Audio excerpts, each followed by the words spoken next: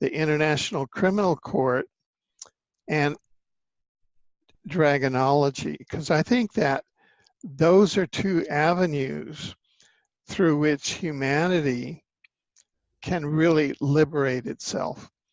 Let's go into dragonology first.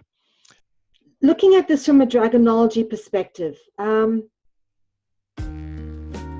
making a deal with the devil, making a deal with the dragons, the reptilians, it's an ongoing theme.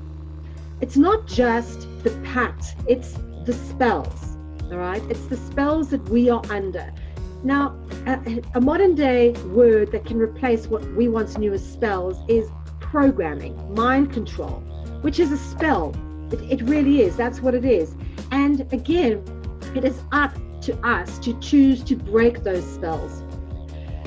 From a dragonology perspective, and people ask me, okay, so what would your solution be? Knowing what you know, knowing the depth of level of occult information that I go into, what would my suggestion be? And people don't like what I have to say, you see, because my suggestion as to how we completely combat this parasitic, archonic, predatory group that controls humanity from other levels through the pedocriminal network that is on planet Earth.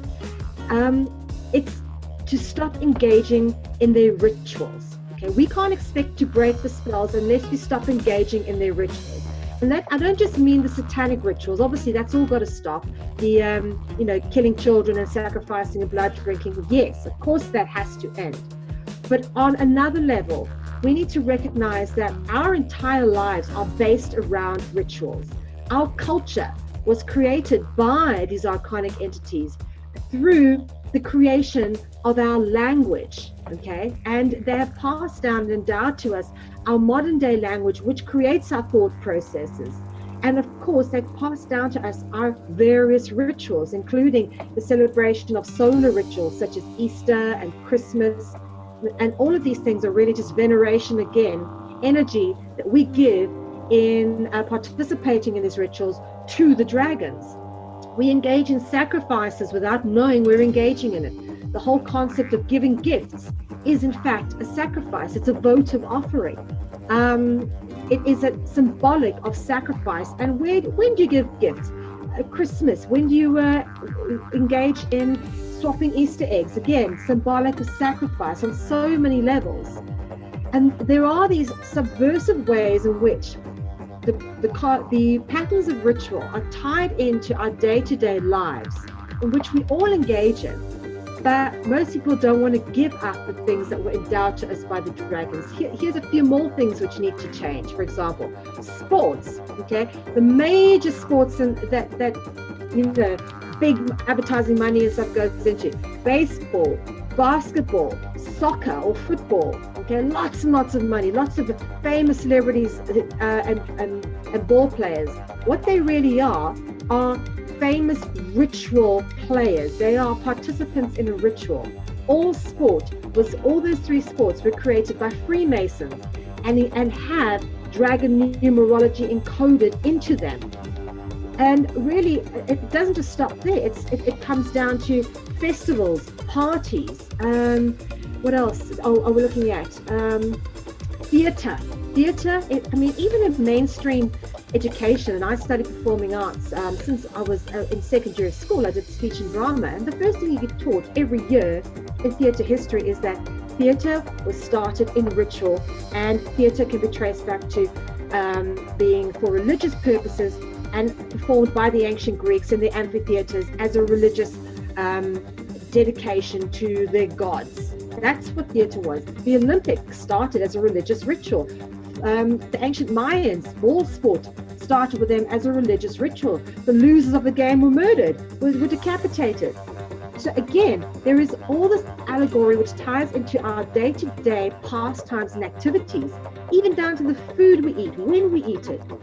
It is so subversively, the concept of ritual interwoven into our day-to-day existence, that in order to totally escape the dragon programming, it literally means a complete reforming of our cultural habits and our cultural pastimes. And this is where people come unstuck, because those people who love ball sport don't want to give that up. even the concept of consuming flesh, eating animals. You know, human beings, if you look at the way our jaws are made and the way our digestive system is made, we don't digest meat very well. It creates a lot of acid in our body. Colon cancer is one of the biggest killers of people, of the cancers. And you find that most colon cancer is caused by the consumption of meat and dairy. Our jaws are not designed for eating meat. We're not designed to be hunters. We're designed to pick fruit from trees, okay? That is how human beings are designed, and we are designed to best consume food that is non-animal product. We get very sick from it, and yet, through the concept of sacrifice and ritual thousands of years ago, it was the dragons that taught us to eat meat, and now it's part of our everyday. I mean, you tell us, someone who likes to barbecue to stop eating meat, it's almost like you're offending them and their choices and their cultural habits. But it goes that deep. It goes into our diets. It goes into our ritual celebrations for holidays. You know, who wants to give up Christmas and who wants to give up getting presents? It goes into so many levels that to truly escape, we'd have to give all that up. And not just that, Alfred. There's one last final thing which makes it near enough impossible for people. And that is, we would have to completely change our entire language base. Our language was created as a spell mechanism. I mean, think of things like neuro-linguistic programming, hypnosis.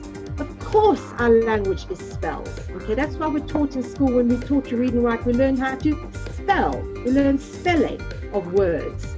When we write, we're taught not just print, we're taught to write in cursive. So we're cursing ourselves. Even the word writing has the root word of ritual, which is R-I-T, because these are rituals we engage in that create spells that bind us in this reality. The words and language we use is very much of draconian serpentine nature. And you can see this if you go through my dragonology series, that there are a number of dragon root words that come up again and again in words that are very important to the formation of our reality. And this sort of draconian influence is literally subversively interwoven into the fabric of our reality through words and language. Even the word language, okay, has the A-N-G-U root of it, which comes from anguiem, which is the Latin word for dragon and serpent.